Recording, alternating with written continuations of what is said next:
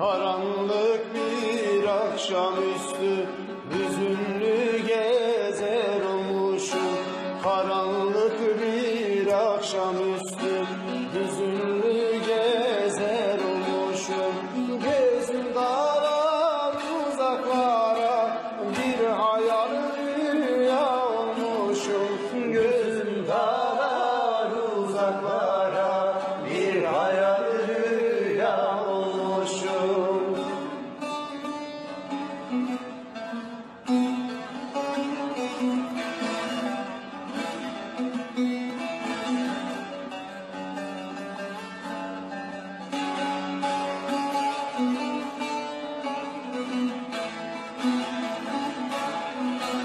Nehir yanar, deniz kusar, fabrikalar zehir kusar.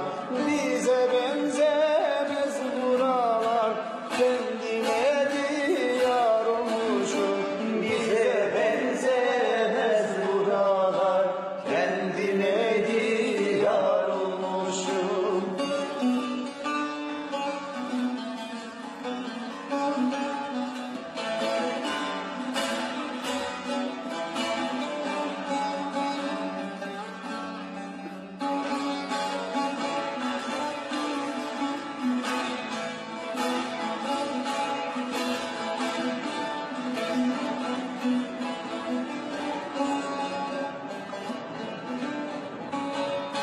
Başımda